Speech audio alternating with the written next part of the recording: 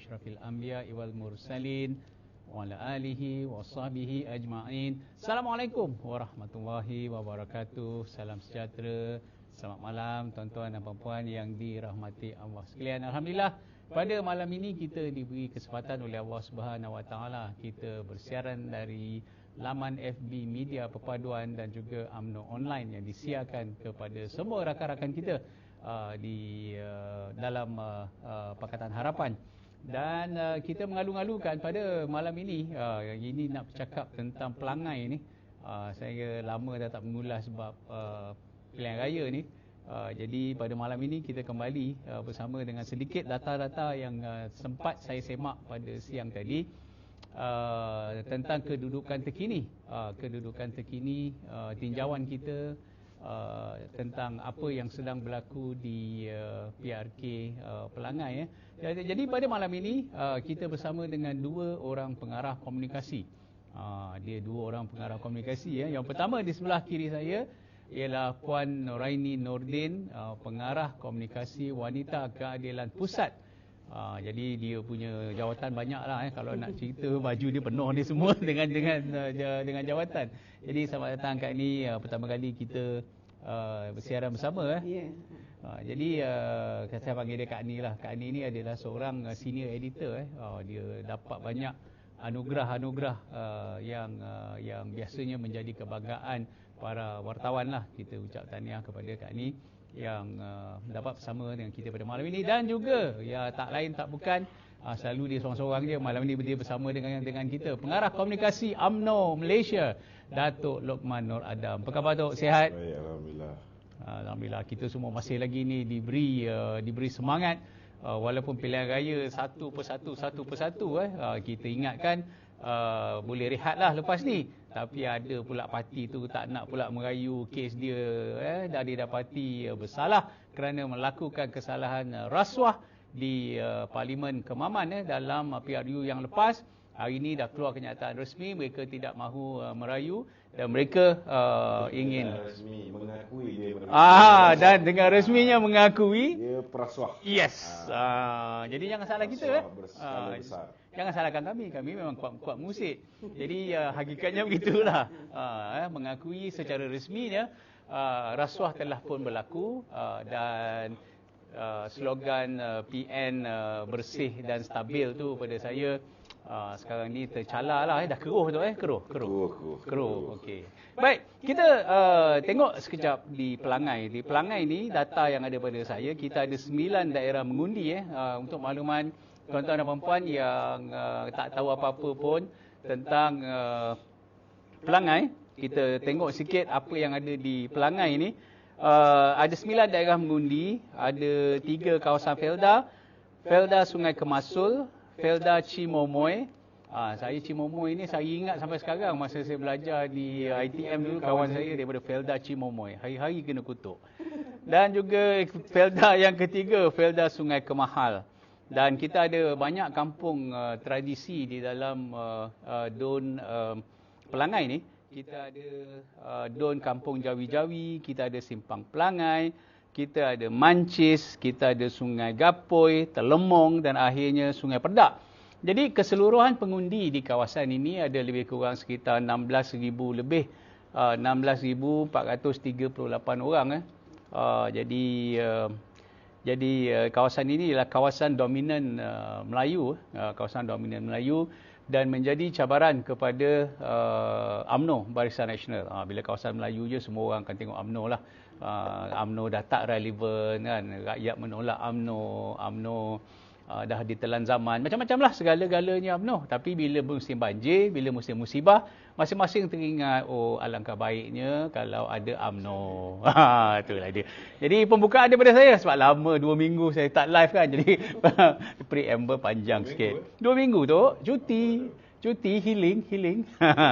Okey, Kak Ni pengarah komunikasi Wanita Keadilan Pusat. Kak Ni dah pun turun ke Padang untuk meninjau. Jadi sebelum kita nak bincang panjang tentang tajuk kita, mampukah PHBN menewaskan Perikatan Nasional di Pelangai? Jadi secara observation ya, apa yang Kak Ani boleh tengoklah di mengenai kempen setakat yang ini masuk round minggu yang kedua di Pelangai? Silakan. Bismillahirrahmanirrahim. Assalamualaikum warahmatullahi wabarakatuh. Salam sejahtera, salam Malaysia Madani, salam perpaduan ya. Sebenarnya saya suka nak mulakan bicara ni kan. Kita bicara santai tu Boleh. dengan pantun dulu, boleh? Baik, boleh. Okey, satu pantun untuk orang Pelangai, pengundi Pelangai ya. Hari mengundi tak lama lagi. Simpang Pelangai meriah sekali. Calon perpaduan mestilah menjadi pilihan hati. Jika tak undi, menyesal diri. Ini saya menyesal. Kenapa saya nak tekankan perlunya kita orang-orang pengundi di Pelangai ni mengundi calon perpaduan kita ni. Pertama kan, pengundi mesti pertama apa yang pihak lawan tawarkan kepada mereka.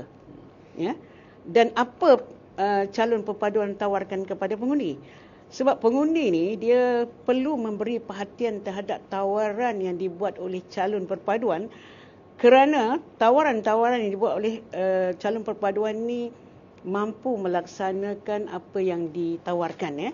Sebab kita lihat perkembangan semasa sekarang ni tak mungkinlah pula pihak sana tu akan menjadi kerajaan negeri kan. Jadi seharusnya lah tawaran yang perlu dipertimbangkan oleh pengundi-pengundi di Pelangai ini adalah tawaran dari pihak calon perpaduan.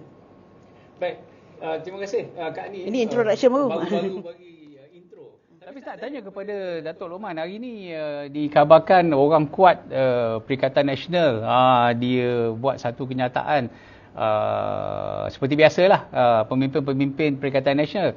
Kemenangan Perikatan Nasional ditagih di Pelangai kerana ia mampu merubah kerajaan. Sila. Tadi saya dengar ucapan daripada Ketua Kerengga. Ketua Kerengga Perikatan Nasional iaitu Tan Sri Mahyudin Yassin mengatakan bahawa kita kena menangkan Pelangai ini bagi memastikan kita boleh tukar kerajaan. Kemudian saya juga sempat tengok tadi live saudara Saufi, Dewan Pemuda PAS. Dia kata kita kena menang di Pelangai ni untuk make sure kita boleh tukar kerajaan. Saya komen simple saja. Nak jadi kerengga ke? Sebab inilah apa yang diungkapkan oleh Tuan Guru Haji Hadi. Tuan Guru Haji Hadi mengatakan bahawa ketika mereka memerintah, mereka tidak boleh buat apa-apa. Kerana pada ketika itu berlakunya usaha yang dipanggil usaha kerengga, menebuk atap.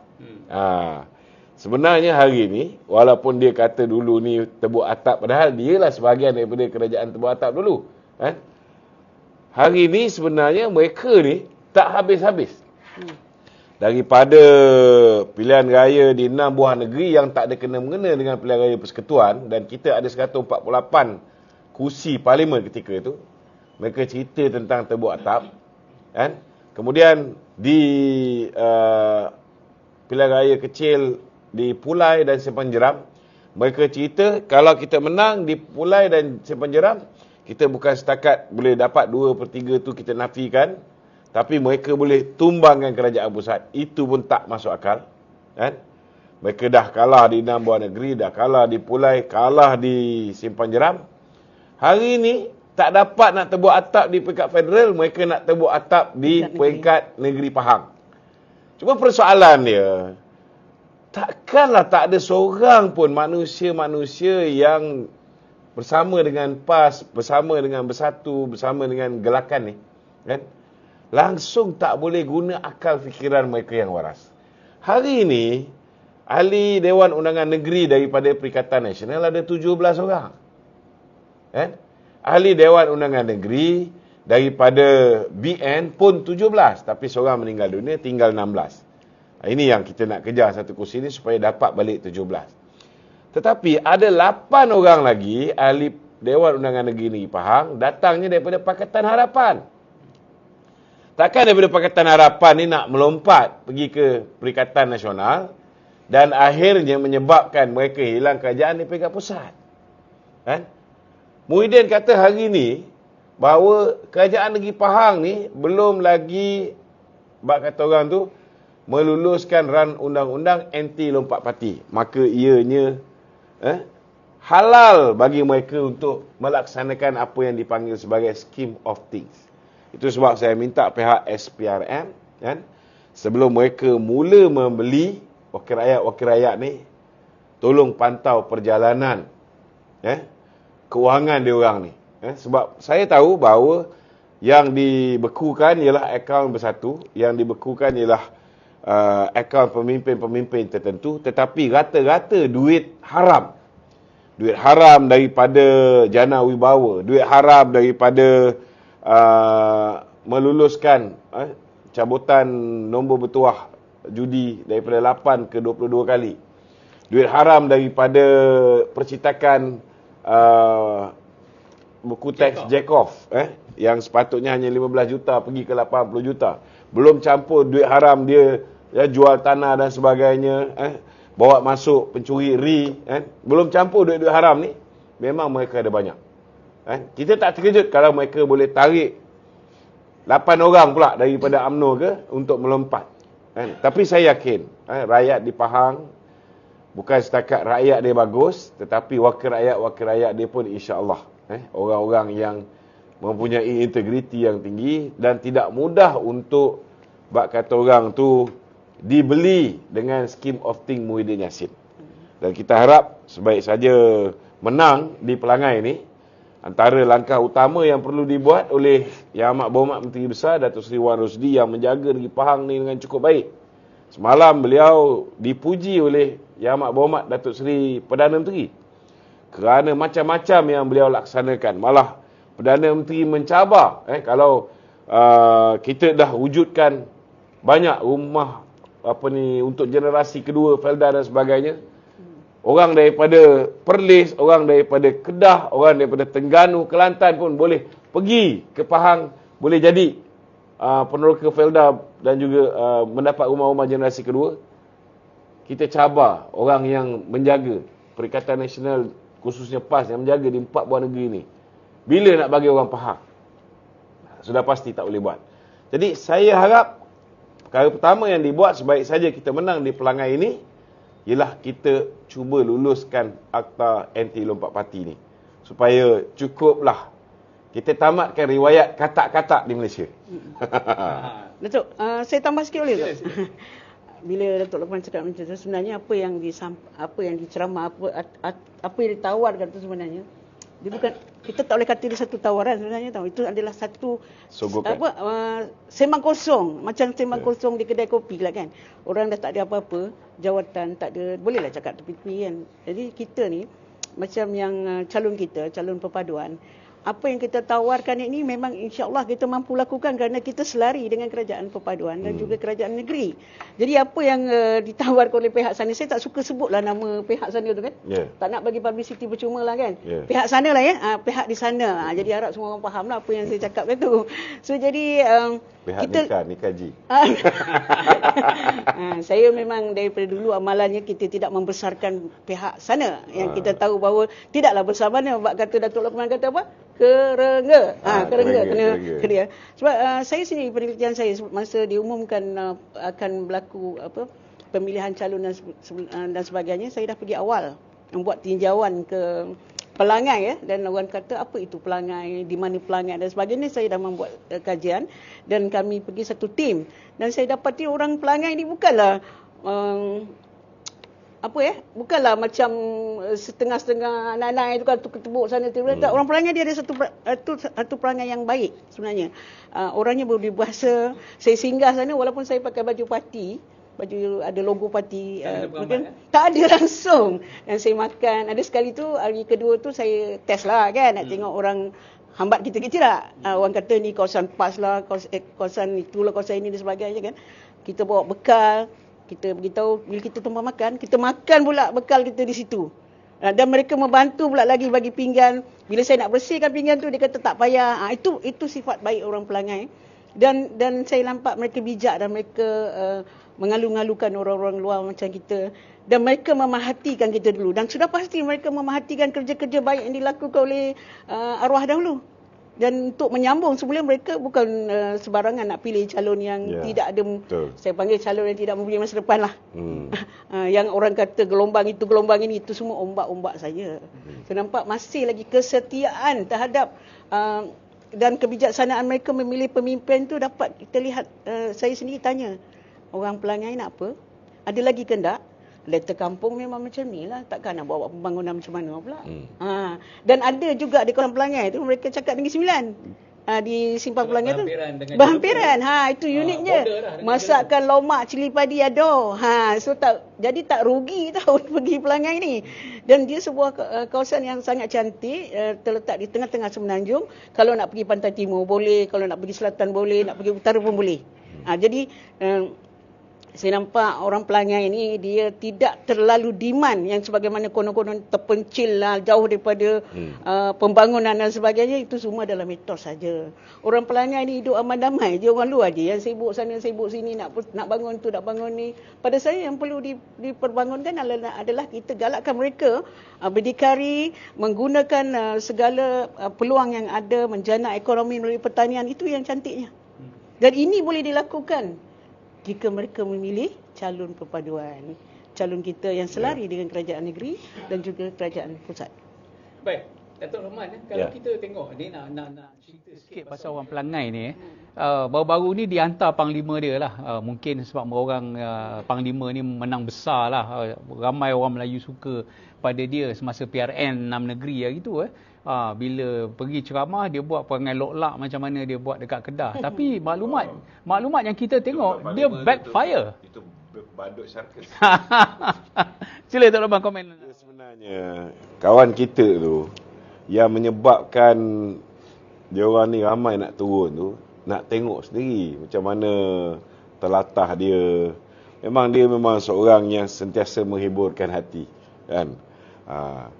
Setengah-setengah daripada kawan-kawan kita yang mengikuti, bukan semuanya orang tempatan. Orang tempatan ni jarang keluar dengar ceramah ni, kan. Betul. Kebanyakannya yang turun tu orang luar yang mengikut dia, kan. Dan kawan kita ni nampaknya dah menjadi macam selebriti jugalah, Maharaja Lawak, kan. Dengan aksi-aksi dia yang ada setengah menganggap dia sebagai pendekar kerana dia berani melawan. Itu baguslah, kan. Kita tak nafikan kalau sifat suka melawan establishment, berani ni semua, itu antara benda yang positif.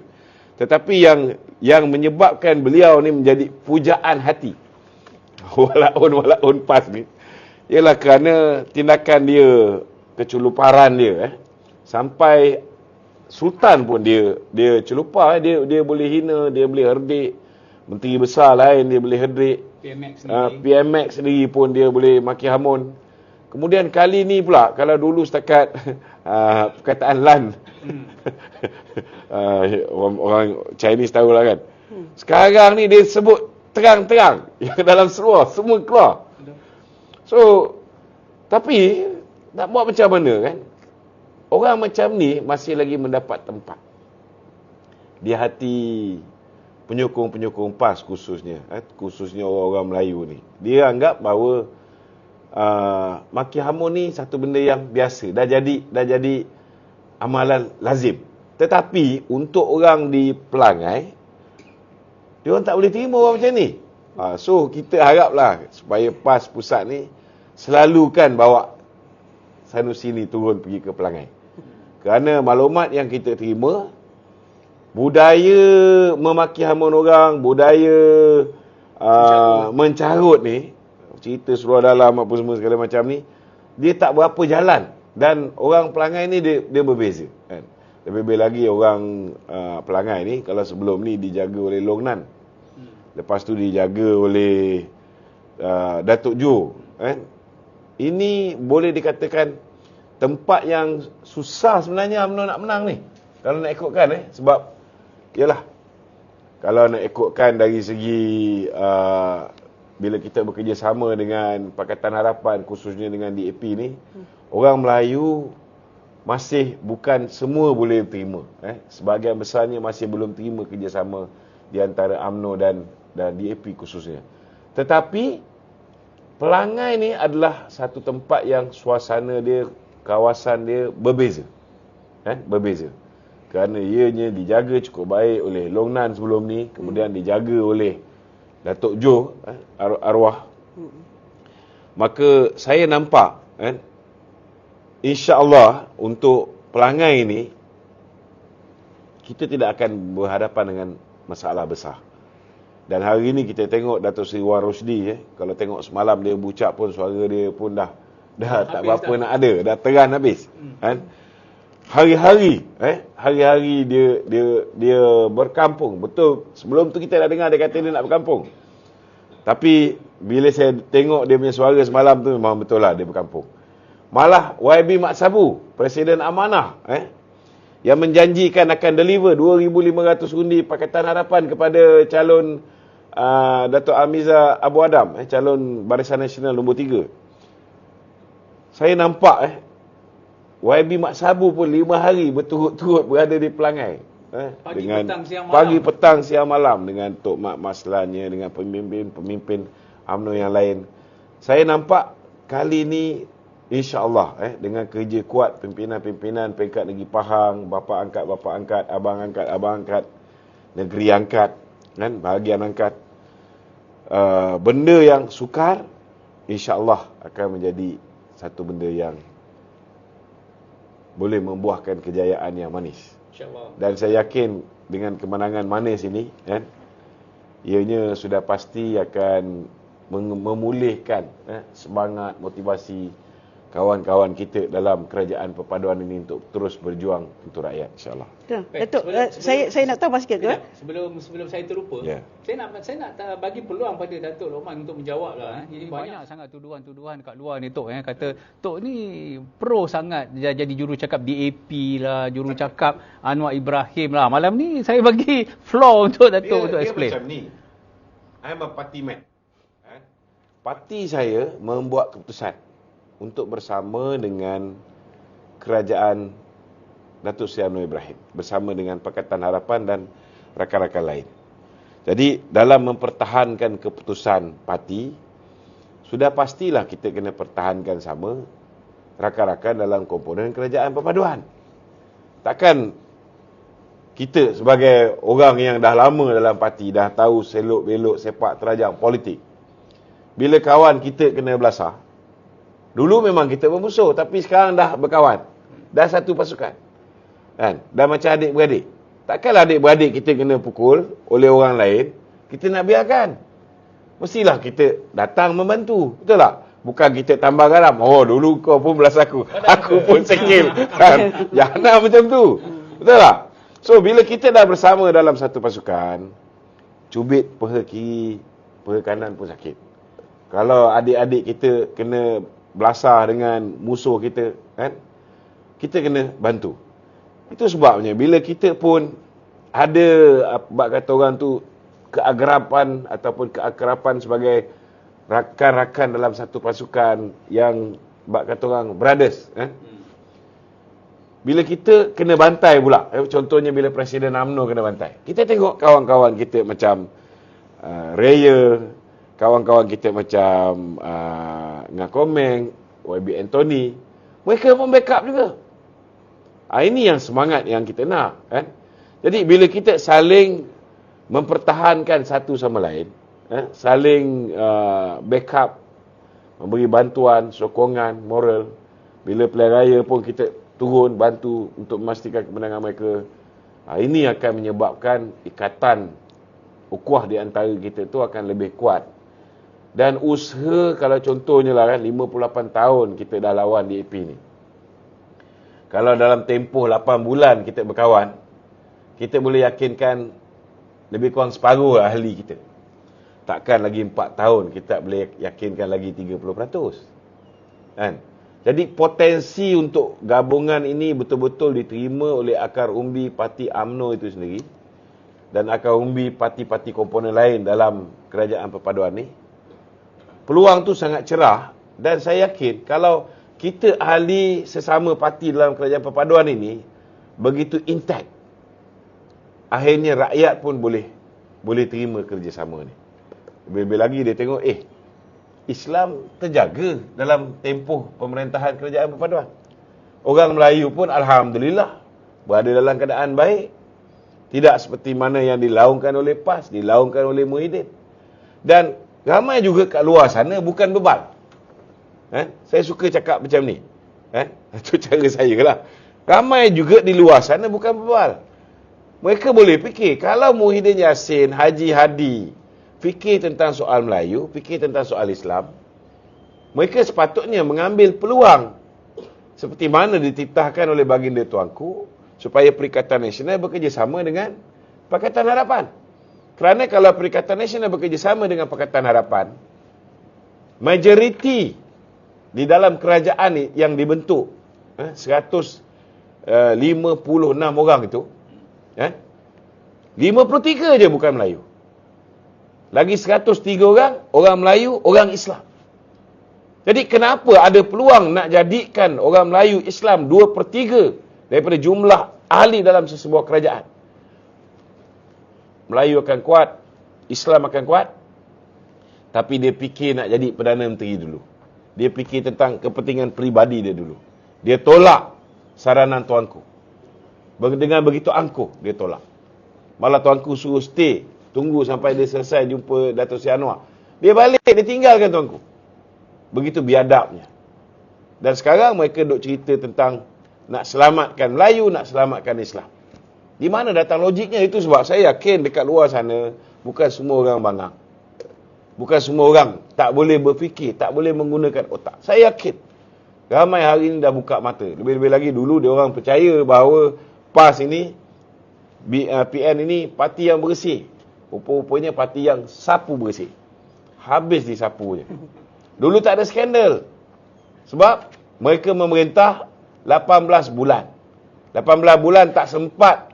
Tak ada orang yang dapat buka dia orang punya cerita skandal dia orang. Sebab semua ditutup rapi. Kes Azmin Ali pun ditutup rapi. Kan? Hari ini terbongkar. Hari ini semua buka. Habis terbongkar. Razi Jidin baik-baik tak terbongkar. Bila dia duk hina PMX begitu rupa, Tarik balik. Last sekali netizen sakit hati. Netizen yang keluarkan. Bila netizen keluarkan, disambut oleh Datuk Gulam, Ketua UMNO Bahagian Batu, dia buat laporan SPRM, maka susah politik Razi Jidin dah kena tangkap. Toke yang supply buku tu pun dah kena. Dia lah punca dia. So kita galakkan orang yang nak bising-bising lagi ni. Sebenarnya semangat kerjasama ni, yang orang kata kita ni atas saja bekerjasama, bawah tak bekerjasama, itu adalah mitos pada saya. Sebab kami ni, Wanita Keadilan sendiri, bila ada program, contoh kita mulakan di baru ni di masa PRN, kita tidak ada masalah untuk membantu calon-calon lain macam calon yang bersama dengan kita, sama ada daripada BN, Amanah dan sebagainya, akan diikuti momentum itu, diikuti di Pulai Simpang Jeram. Dan hari ini di Pelangai kita mengatur gerak kerja yang lebih baik dan lebih kemas lagi bersama dengan pasukan BN wanita sendirilah, wanita UMNO, dengan pelbagai-bagai program di peringkat akar umbi. Kita pergi door to door, rumah ke rumah dan sebagainya. Dan masa saya sendiri pun pertama kali saya berada di Lautan Biru, gelombang biru. Akak rasa kekok tak? Rasa canggung tak? Nak mula-mula dalam tu. Mula-mula saya nak kongsi sikit pengalaman saya. Mula-mula saya termasuk dalam gelombang biru ni di Terengganu. Masa pelancaran Jentera Terengganu, Barisan Nasional, sebanyak 2,000 kami datang 4 orang, saya Datin Faiza dengan 2 lagi wanita Terengganu. Saya pakai biru muda. Jadi saya masuk tu. Tapi di awal tu, bila ada pemuda-pemuda dan jejaka gelombang biru melambai kepada saya, wanita keadilan, saya hilang rasa malu, semangat pula rasa kami diterima di dalam gelombang biru tu. Di situlah permulaannya. Dan mereka ni menyediakan kami kerusi dan menghormati kita yang sebagai tetamu yang hadir. Dan selepas tu tidak ada lagi perasaan kekok atau kikuk nak membantu dan sebagainya. Tengok saya datang ke pejabat UMNO ni dah macam pejabat saya dah. Hampir setiap minggu dan apa ni pengawal-pengawal kat bawah tu nampak saya daripada jauh dah tak ada periksa dah ada IC ke tak ada ke, dia dah nampak muka saya ni macam perpaduan. Muka perpaduan, betul tak? Ya dia. So mudah saya rasa kerjasama ni kita terjemahkan juga di mana-mana PRK dan insya-Allah kita balik kepada tajuk kita.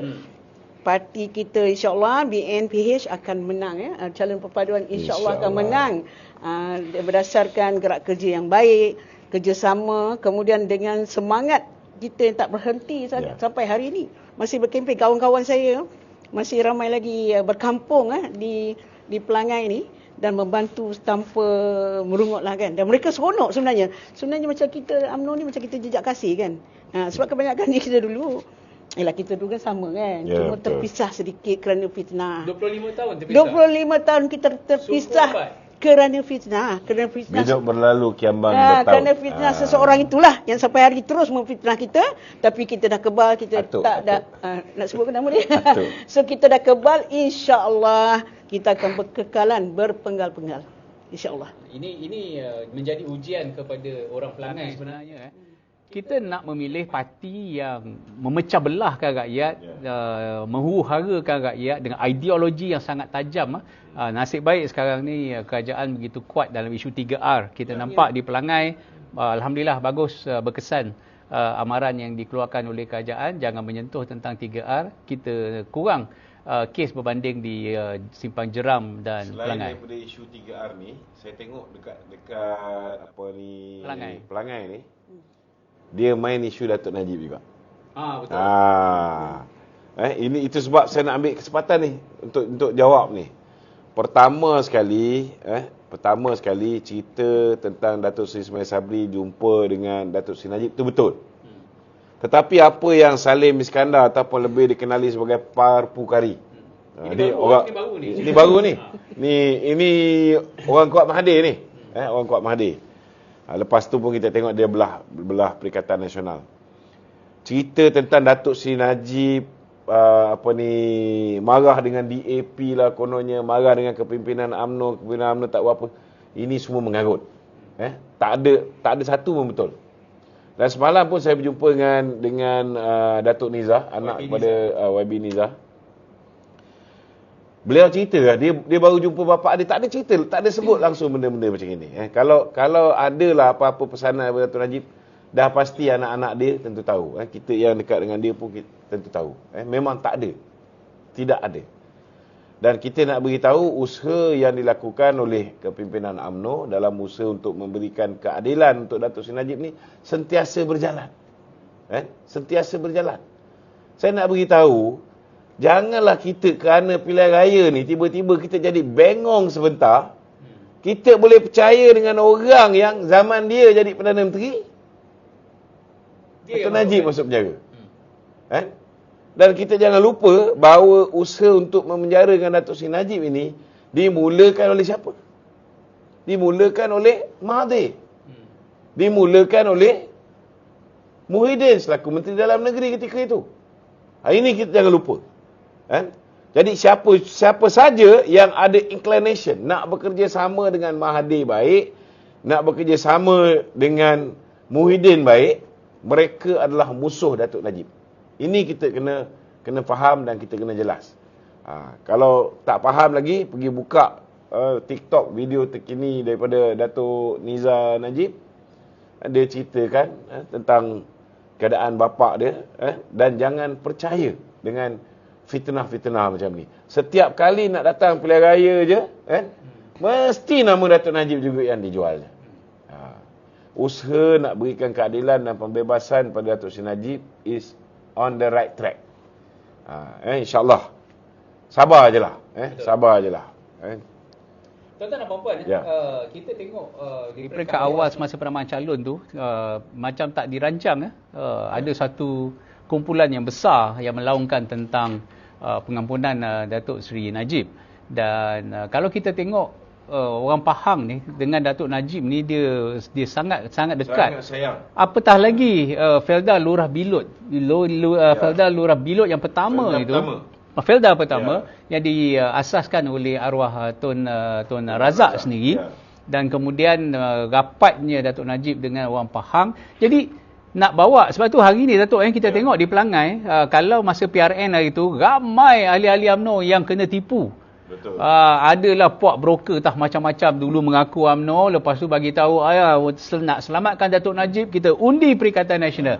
Apa dah jadi kepada undi yang anda bagi kepada PN pada hari itu. Tengok. Dia orang undi Perikatan Nasional, dia orang menang 3 buah negeri, apa jadi? Apa jadi? Ada Datuk Najib bebas? Tak ada. Ada dia orang usaha untuk pembebasan? Tak ada. Akhirnya kita juga yang mengusahakannya. Alhamdulillah, kita tengok komitmen yang diberikan oleh PMX. Kalau sebelum ini Mahathir daripada bulan 12 tahun 2018 lagi, kita tengok Tan Sri Amir Badur kata sebelum hujung tahun ni kita akan bawa balik Jolo. 2019 pun sebelum hujung tahun ni kita akan bawa balik Jolo. 2020 pun sama. Sampaikan dia last kali dah pencen pun tak bawa balik, yang dia bawa balik jodoh. Kan? Tak ada. Tapi PMX kita tengok dia punya keseriusan. Kalau sebelum ni yang lari bersama dengan Jolo macam Jasmine Lu, kan? Peguam 1MDB yang terlibat dalam konspirasi untuk menyeleweng duit 1MDB. Hari ni alhamdulillah sudah sudah balik, ditangkap, sudah diambil keterangan. Dan selepas ini saya pun adalah berbuat sedikit penyelidikan. Tak mustahil orang macam Roger Ng contohnya, kan? Yang ada banyak maklumat. Dia bekerja dengan Goldman Sachs. Ketika dalam pembicaraan dia di DOJ, lebih 100 lebih nama orang yang menerima dana 1MDB ni. Dia tahu orang ni siapa. Kan? Dan kalau kita boleh ekstradisi dia balik ke sini, insya-Allah saya nampak benda tu ke arah itu. Maka banyak keterangan-keterangan yang akan membantu untuk Datuk Seri Najib diberikan keadilan. Kalau sebelum ini orang boleh tutup sebelah mata, manusia macam Zeti Akhtar Aziz dan suami dia serta anaknya yang mendapat lebih kurang 715 juta melalui akaunnya di Singapura. Orang macam Nur Muhammad Yaakob yang diarahkan oleh Datuk Seri Najib untuk buat cabinet paper sama ada SRC ni boleh diberikan pinjaman duit daripada KUAP ataupun tidak, sebanyak 2 bilion, 4 bilion. So orang ni pun terima 85 juta ni ringgit daripada Jolo. Sehingga hari ni orang ni tidak didakwa lagi. Jadi saya harap kawan-kawan terus menanti dengan penuh kesabaran. Insya-Allah cahaya tu sudah nampak semakin terang. Lebih-lebih lagi peguam negara yang baru ini bukan lagi peguam negara lantikan daripada Mahathir ke, bukan peguam negara lantikan daripada Muhyiddin ke, kan? Seorang peguam negara yang bebas. Yang bebas. Insya-Allah saya yakin semua pihak, tak kira orang tu orang Melayu ke, India ke, Cina ke, Kadazan ke, dusun ke, tak kira latar belakang politik dia, tak kira orang miskin ke, orang kaya ke, orang kelas menengah ke, insya-Allah semua orang akan dapat keadilan di bawah pemerintahan yang dalam proses untuk melakukan reformasi institusi ini, insya-Allah. Dan tuan-tuan dan puan-puan, kalau kita tengok balik, ada sebenarnya di dalam TikTok, di dalam media sosial, ada banyak kenyataan yang dikeluarkan oleh PMX, wawancara dengan Bloomberg, wawancara dengan banyak agensi berita asing. Telah ditanya persoalan ini, apakah status pengampunan Datuk Seri Najib, dan PMX menjawab dengan very consistent bahawa adalah menjadi hak orang yang dijatuhkan hukuman untuk memohon dan meminta pengampunan, sama ada pengampunan biasa atau pengampunan diraja, itu haknya. Dan terpulang juga kepada budi bicara lembaga pengampunan dan juga yang di-Pertuan Agong untuk membuat apa-apa juga keputusan. Moral of the story, nak masukkan orang ni, kalau nak bantulah sebelum dia masuk. Kalau dah masuk dalam penjara tu, nak keluarkan dia, ini yang orang kata kita ada campur tangan eksekutif dan sebagainya. Jadi jangan marah kepada kita ni yang usaha nak keluarkan. Jadi kita tengoklah kenapa dia masuk kan. Jadi sekian dimaklumkanlah. Baik, Kak Ni. Saya sedang melihat data-data culaan setakat hari ini. Kita nampak ada perubahan sikap di kawasan-kawasan yang UMNO dan Barisan Nasional kalah di PDM itu. Kalau kita tengok ada perubahan di Cimomoy. Dan kita lihat ada perubahan besar di Telemong. Jadi agak-agak Kak Ani lah, saya belum pernah sampai, mungkin esok lusa saya ke sana. Agak-agak Kak Ani lah, kenapa kawasan-kawasan ini kita lihat dah ada shift sikap, perubahan sikap kepada UMNO Barisan Nasional? Dia ginilah kan, dalam politik ni, kalau kita nak merayu undi tu, kita kena jumpa mereka. Bukan mereka jumpa kita. Tapi saya melihat di sini, dulu betul ada yang cakap pedah Cimomoy ni tak boleh ditembusi. Apa lagi, ada lagi dia sebut kemahal. Kemasul. Semua tak boleh tembus. Kalau kita dengar cerita dia orang ni, memang kita tak boleh nak turun dah. Takut dah kita. Tapi semangat tu yang penting tu, semangat macam perayu-perayu undi kita dah sampai. Saya dah pergi 3-3 dah sudah. Dah makan pun di rumah mereka. Dia sebenarnya bukan tidak diberi kasih sayang. Macam tu istilah dia kan. Bila kita nampak macam keras, tapi tidak begitu. Sebenarnya orang kampung ni, dia orang kampung, orang Felda, orang Melayu terutamanya kan. Bila kita ketuk pintu, assalamualaikum, boleh tumpang nak jumpa sekejap ke apa kan. Kalau kebetulan ada dia orang tu, kita perlu buat program ziarah, kita program ziarah. Tak ada pula. Belum lagi lah dalam sejarah saya pergi ni, ketiga-tiga Felda ataupun kawasan-kawasan Melayu ni, masuk saya pergi masjid dia orang juga tu. Masjid dia, pintu dia terbuka. Maknanya ada setengah-setengah tempat tu kita pergi pintu kunci kan. Ikut waktu semayang je. Dia tak boleh langsung. Saya hormat buka jugalah kan yang ada jaket logo parti ni. Tapi saya tengok mereka ni seorang yang berfikiran terbuka. Dia tahulah kita berbalik daripada merayu undi kan, kempen kan. So bila kita pergi tu, tidak pula lagi dalam sejarah kami dihalau. Oh, jangan masuk, tak boleh masuk. Tak. Mereka tengok kita, kemudian kita sendiri kena tegur. Kadang mereka segan. Macam saya pergi di satu kedai tu kan. Dia tengok kita dulu dan kita tegur dia. Apa khabar? Baru dia rasa suasana nak mengundi tu. Dan dia rasa feel perasaan itu ada apabila kita ni lebih tunjukkan kemesraan kita. Kalau jumpa makcik-makcik kat kampung tu ataupun di pasar-pasar pagi tu, kita bagilah salam, tanya khabar kan. Itu rahsia dia. Saya tengok jentera kita ni, jentera wanita terutamanya lah, wanita ni kan rajin kan. Jadi mereka tak berhenti turun ni tau. Dia ikut jadual dia turun sini. Dia gedah semua kawasan. Pergi rumah ke rumah tu, tak ada jenguk. Dan dia buat program kecil-kecil. Ceramah-ceramah kelompok, ada program-program dia mau masak ni. InsyaAllah nampak ada perubahan tu. Memang nampak ada perubahan. Terutama apabila PMX turun malam tadi, lagilah. Kita nak nampak dah ada meriah dah mulalah mereka dah lalu lalang, mula dah berani, budak-budak muda dia bawa bendera-bendera kita insya-Allah. Berbeza sangat pada mula-mula tu. Beza mula-mula kita dah turun tu agak ketat sikitlah, tapi sekarang insya-Allah lah. Kalau kita tengok fokus kempen Perikatan Nasional, mereka menggempur dengan kuatnya ketiga-tiga Felda ni, Datuk Lokman. Jadi mereka menjadikan orang Felda ni sebagai satu sasaran utama mereka kerana jumlah majoriti undi datang daripada kawasan Felda berbanding dengan kampung-kampung tradisi. Tetapi saya lihat apa yang ditawarkan oleh Kerajaan Perpaduan hari ini, nama pun perpaduan, ialah satu naratif yang sangat bagus. Kita tak mengajar rakyat benci-membenci, hina-menghina, carut-mencarut, maki-memaki. Kita mengajak mereka supaya pilihan raya ini takkan mampu berubah apa-apa. Menang atau kalah, status quo. Jadi Datuk Lokman, pesanan Datuk Lokman kepada sahabat-sahabat pengundi kita di Felda yang dikatakan menjadi kubu kuat Perikatan Nasional ni, apa cara untuk mereka kembali sokong kita?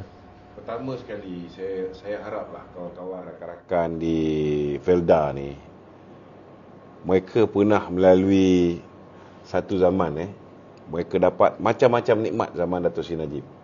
Setiap kali hari Felda negara tak pernah lagi lah saya dengar Datuk Najib tak umumkan bonus ke bantuan itu ke pelupusan hutang ke untuk peroka-peroka ni. Terutama pada Hari Felda. Hari Felda, sentiasa ada. Sentiasa ada. Zaman Muhyiddin pun ada. Tapi mereka setakat umumkan nak lupuskan hutang. Tetapi hutang yang dilupuskan dengan ayat Ailio dia ni tidak disambut dengan mengambil tanggungjawab untuk membayar hutang Felda ni. Sebab bila dia umumkan hutang peroka dihapuskan, Felda terpaksa absorb hutang tersebut. Bila Felda absorb 8.3 bilion, 8,300 juta ni bukan sikit. Kan? So mana nak cari duit untuk tampung kehilangan duit yang begitu besar? Kalau tidak, macam mana nak buat proses penanaman semula, nak bayar gaji peneroka tiap-tiap bulan dan sebagainya, kan? Duit yang patut dipulangkan, nak advance tiap-tiap bulan. Jadi apa yang Felda buat? Felda terpaksa menerbitkan sukuk dan campur dengan pengambil alihan Felda Global Ventures. Jumlah sukuk yang diterbitkan ialah 9.9 bilion. Dah 2 tahun tak ada sebarang tindakan daripada Muhyiddin. Bila PMX masuk, Dato' Seri Anwar masuk Jun lalu 2023, barulah dia menandatangan FSRA, satu perjanjian untuk mengambil alih tanggungjawab membayar sukuk yang kita kena servis ni. Duit yang kita dah sukuk yang kita terbitkan, kita dapat 9.9 bilion dan PMX memberi jaminan untuk membayar balik sukuk ini dalam tempoh 10 tahun. 990 juta. Dan PMX telah membuat pembayaran pertama. Dalam arti kata lain, Muhyiddin setakat lupus, tapi dia tak buat apa-apa. Lepas tu 2 tahun lepas tu baru PMX buat. Dan kita lihat isu tentang kemalangan jalan raya akibat daripada lampu jalan. Felda ni kalau masuk ni gelap, kan? PMX jugalah yang telah mengambil tanggungjawab memperuntukkan 500 juta setahun buat lampu jalan. Nak pastikan tak ada lagi kemalangan-kemalangan yang akibat daripada kawasan Felda yang begitu gelap ni. So lebih kurang dekat 3,000 batang lampu akan dipasang di seluruh Felda. Setiap Felda lepas ni akan ada pusat hemodialisis dia. Dia ada apa 5 ni Kak? Ya. 5 permintaan. 5 permintaan peneroka Felda.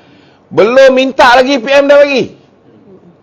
PM dah umum dah. Saya ada dekat Felda gugusan Raja Alias, kan? Seluruh Felda seluruh Malaysia ni. Itu di Negeri Sembilan Di Negeri Sembilan, Raja Alias di Negeri Sembilan. Akan dapat dia punya pusat hemodialisis dia sendiri. Kemudian dari segi rumah-rumah generasi kedua Felda, macam-macam. So kita ni orang Melayu, kan? Bila orang berbudi, kita berbahasa. Harapan saya kepada orang-orang Felda ni, kenangkanlah. Kalau kita dulu ada Datuk Najib yang sayang dekat peneroka-peneroka Felda, kita ada Allahyarham Tun Razak yang telah mengilhamkan Felda itu sendiri. Hari ini kita ada kesinambungan di bawah kepimpinan Perdana Menteri hari ini. Nampak jiwa dia pun dekat dengan Felda ni. Dan baru-baru ni bila rakyat-rakyat berhadapan dengan masalah beras contohnya, beras, kita lihat semalam Yang Berhormat Mak Sabu pergi berjumpa dengan Datuk Seri Anwar pukul 8 pagi, 8.30 pagi. Apa yang YB Mak Sabu minta semua dapat. 4 intervensi. 4 perkara yang kerajaan nak interven ataupun nak campur tangan dalam menyelesaikan masalah ni. Antaranya yang pertama sekali, kita akan berikan subsidi. Kita akan berikan subsidi. Datuk Seri Anwar mengarahkan supaya semua farma dengan lembaga pertubuhan peladang ni hantar beras kat semua lokasi yang kita ada masalah pengantaran, masalah bekalan beras tempatan ni habis. Ini kita akan hantar. Dan Datuk Seri Anwar kata, kalau misalnya farma tak mampu nak tanggung kos pengangkutan, kerajaan akan tanggung. Tak kira berapa banyak, kita tanggung. Nak pastikan farma boleh bantu. Sebab lori ni selalu jadi lori banyak. Kita akan bantu. Di Johor kita pernah ada pengalaman. Lepas tu nombor 2, Sabah Sarawak. Sabah Sarawak ni kesian. Kita ni beli beras RM26 satu kampit. Kan? Tapi kawan-kawan kita kat Sabah Sarawak ni, mereka ni beras tempatan pun susah nak jumpa. Mereka terpaksa beli beras import yang RM41. So, apa yang dilakukan oleh Datuk Seri Anwar atas cadangan daripada YB Mat Sabu, kita akan subsidi. Kita akan subsidi lebih kurang dalam 900 kita akan subsidi sehingga harga beras ni, beras import maknanya dia orang akan dapat beras import, bukan beras tempatan, beras import. Tapi harga RM31, kurang RM10 daripada harga sekarang ni, 41 hingga RM45. Kerajaan tanggung RM10 satu kampit. Cuba bayangkan. Kemudian dari segi yang menyebabkan kita sekarang ni berhadapan dengan kekurangan bekalan ni, sebab semua orang tahu bahawa ada lebih kurang 18 buah negara yang sebelum ini mengeluarkan beras ni, mengimport beras keluar. Mereka ambil keputusan tak nak lagi ekspor. Dulu mereka ekspor keluar, tapi sekarang dah tak nak ekspor. Malah ada macam negara macam Indonesia, mereka pula import. Mereka pula import. Jadi bila beras import ini menjadi kurang di pasaran, dia jadi mahal, maka orang yang biasa makan beras beras import ni, dia dah kembali makan beras tempatan. Bila dia orang kembali makan beras tempatan, ataupun dia orang berpindah pergi ambil beras tempatan, maka tak cukuplah beras tempatan tu. Ditambah lagi bila orang cerita beras tak ada, orang ada peluang tengok ada 10 kampit, dia ambil semua 10 kampit. Kita letak syarat boleh beli 2 kampit je. Ada suruh dia beli 2 kampit, anak dia 2 kampit, bini dia 2 kampit, dah ambil 6 kampit. Pembelian panik tu. Pembelian panik. Kan? Padahal beras ni boleh tahan 2-3 bulan je. Lepas tu dia dah naik kutu. Betul. Kan? Dah rosak. So apa yang kita buat lepas ni, 5% daripada beras, penggunaan beras ni, asrama, pembekalan kerajaan, tentera, polis, kan banyak dewan ni. So semua sekali agensi kerajaan yang menggunakan beras ni, mereka akan dapat beli beras import dengan harga subsidi. Dengan harga subsidi lebih kurang RM3,200 1 metrik tan. Maknanya harga pintu gudang lah. Dan yang keempat yang paling penting sekali, kan? Hari semalam saya tengok PMX semalam dah betul marah lah dengan orang yang ambil kesempatan ni. Time orang tak ada beras ni, time tu lah dia orang simpan beras, sorok beras, dia orang pecahkan plastik lama, tukar salin kulit. So selepas ini dilancarkan operasi beras putih tempatan. So dalam operasi beras putih tempatan ni yang melibatkan jabatan KPDN, pihak polis, pihak Makis, dan juga custom, So kita akan pergi di semua kawasan-kawasan gudang, kilang, termasuk supermarket, kedai runcit. Kita akan ambil sampel. Kita akan ambil sampel beras tu. So daripada sampel beras tu kita akan buat lab analysis. Kalau didapati beras tu ada beras tempatan, memang boleh tahu benda ni, kan? Campur, maka orang tu semua akan diambil tindakan undang-undang.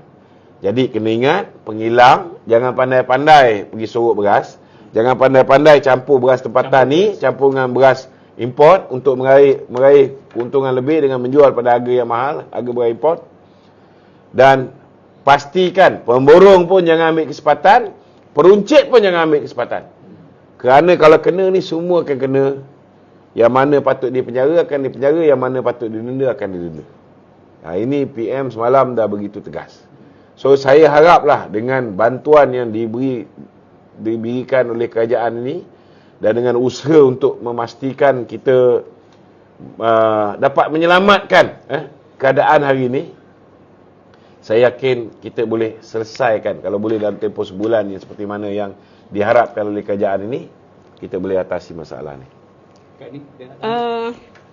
Suka juga saya nak ingatkan sedikit lah ada juga beberapa permintaan daripada pengundi-pengundi ataupun penduduk Pelangai sendiri tentang hajatnya lah, di samping kita mengekalkan kemudahan yang ada, minta ditambahlah.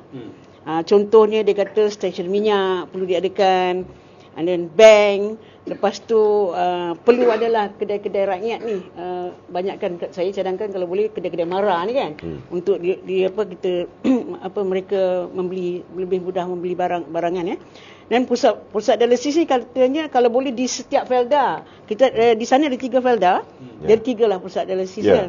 PM umum memang dan setiap juga kesinambungan. Setiap felda akan ada satu. Jadi kesinambungan untuk memperkasakan golongan muda ni mesti diimplementasikan secara konsisten. Ya, itu antara permintaan-permintaan mereka lah yang wajiblah kita tunaikan, terutama calon yang menang nanti, insya-Allah calon kita menang nanti. Tolonglah tunaikan permintaan pengundi-pengundi ni. Calon nombor 3. Calon nombor 3. Jangan lupa tu. Bukan calon isteri ketiga. Bukan yang calon nombor 3, insya-Allah mesti ditunaikan. Supaya kerana tidak ada sebab tidak boleh ditunaikan, kerana kita pun dah kerajaan perpaduan, negeri pun kerajaan perpaduan ya. Tak susah mana pun. Jadi insya-Allah saya pun dah melihat kesungguhan calon tu. Saya dah pergi rumah calon tu sebenarnya, dah jumpa bapak dia. Dia pun anak Felda dan dia memahami keadaan tu Jadi untuk mengakhiri dah akhir kan. Saya nak bagi satu pantun pada orang Pelangai ni. Boleh. Penutup. Orang Pelangai memang berbudi, rajin bekerja, pintar berdikari. Hati-hati memangkah undi. Memangkah undi itu hati-hati. Silap pangkah sengsara hingga ke mati.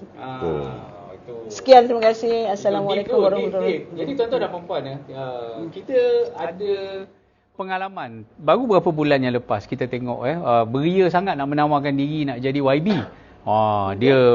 Dia semangatlah ni nak jadi YB. Bila tanya manifesto, undi saya dulu baru saya bagi tahu manifesto.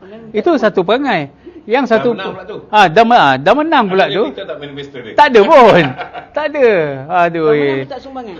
Lepas tu dah menang, minta pula sumbangan daripada pengundi buat pusat hikmat rakyat lah, apa lah. Manifesto dia, kau undi aku, whiteboard pun aku minta kau. Jadi tuan-tuan dan puan-puan, ini satu kecelaruan dan satu perkara yang kita tengok dia orang ni jarang tak kelakar jarang tak kelakar dia orang ni. Itu kita dihiburkan lah. Kita memang terhibur. Sebab tu saya selalu tengok TikTok ucapan-ucapan dia orang ni kan. Kita perhati, kita dengar kan. Saya yang paling saya terhibur bila dengar Sanusi menyanyi. Iya ke? Aduh, ya. Jadi kita tengoklah kalau boleh dia datang sekali lagi ni untuk buat grand finale dekat Pelangai, lagi bagus. Kalau datang hari-hari lagi bagus. Betul. Kan? Kerana Jumaat, hari Khamis. Hari Khamis Jumaat ni datanglah lagi, bawalah. Tinggalkanlah yang banjir kat tak payah. Datang sini pergi kempen dekat Pelangai. Kita tengok macam mana orang Pelangai. Kalau setakat nak panggil anak-anak muda beragak dengan motor, itu semua biasa, itu semua tak ada apa sangat lah. Tapi sekarang ni kita tengok tuan-tuan dan puan-puan, rakyat dah mula sedar mereka dapat apa yang mereka pangkah. Jadi kalau kita tengok di Kedah seperti mana Yang Amat Berhormat Timbalan Perdana Menteri Datuk Seri Dr. Ahmad Zahid Hamidi sebut hari itu, dia minta supaya kerajaan negeri dan agensi yang ada di negeri jaga elok-elok rakyat yang sedang dalam keadaan banjir. Jadi jangan senang buka mulut ada musibah pergi pusat kan minta bantuan. Nakma ada, Nakma memang dah awal turun dah kan. Jadi kita kadang-kadang dapat pemimpin ni daripada apa yang kita pangkah lah. Saya nak promote sikit cerita Hindustan kalau tuan-tuan belum tengok tak tahulah main lagi kita cerita. Nama filem tu Jawan. Jawan ni Jawan. Jawan. Saya jarang tengok cerita Hindustan dekat panggung ni. Saya tengok 2 kali. 2 kali. Masya-Allah. Wife saya paksa pergi tengok. Cerita ni bagus kerana cerita ni berkaitan dengan politik. Dengan cerita tentang politik, tentang perkara-perkara yang orang politik biasa janji dia dapat laba, rakyat yang menderita. Bagus jalan cerita ni. Dan saya tertarik dengan caption dia tu kalau Tok ingat, dia kata untuk 5 tahun tangan anda yang memangkah, anda akan menikmati apa yang anda pangkah selama 5 tahun ke hadapan. Jadi ayat Syahrukh tu memang power lah. Kali ni kalau tengok kita bagi kepada kawan-kawan kita sebelum raya umur 15. Tapi malangnya 4.2 juta. 4.2 juta pangkah. Orang yang telah membuat mereka sengsara sepanjang tempoh 18 bulan. Lupa dah. Mereka lupa. Lockdown, lupa dah. Naik benda Semua tu, kerana lupa. sedikit ufti. Itulah. Jadi saya rasa orang pelangai taklah macam tu orang pelangai okey. InsyaAllah saya tengok data ni mudah-mudahan kita dapat capai apa yang kita cula. Esok saya rasa hari ni esok kita lock semua data-data ni dan itulah yang kita akan nampak pada hari Sabtu nanti. Amin. Sebenarnya untuk makluman tuan-tuan 3 hari sebelum mengundi semua penganalisis sudah pun lock semua data. Mereka takkan ubah apa-apa lagi kerana berdasarkan pengalaman berpuluh-puluh kali pilihan raya 72 jam before polling tu, itulah data yang terakhir yang biasanya lebih tepat akan berlaku. Jadi kita ucap terima kasihlah pada Kak Ani, pengarah komunikasi wanita keadilan pusat, dan juga Datuk Lokman Adam, pengarah komunikasi UMNO, kerana rasanya lama betul lah saya dan kru ni tak kerja 2 minggu makan tidur je. Malam ni kita dapat kembali ke udara. Esok nanti insyaAllah kita tengok siapa yang kita boleh bawa ke sini dan kita akan ada sesi buat bicara lah nanti, tengok apa isu-isu semasa. Kita nak pastikan orang pelangai memangkah parti yang betul lah. Parti yang betul. Kalau ikut apa yang kita usahakan ni, insyaAllah kemenangan itu ada di depan mata, tetapi Allah lah yang akan mentakdirkan hari Sabtu nanti pada malamnya parti mana yang akan mendapat kepercayaan rakyat pelangai. Rakyat pelangai bijak-bijak belaka. InsyaAllah mudah-mudahan mereka ingat jasa Long Nan, ingat jasa arwah Datuk Jo yang begitu dekat dengan hati rakyat. Kita harap kita dapat teruskan apa yang kita buat untuk rakyat pelangai. Sekian dulu daripada kami yang berlangsung dari Menara Datuk On World Trade Center. Terima kasih Kak Ani, terima kasih Datuk Lokman.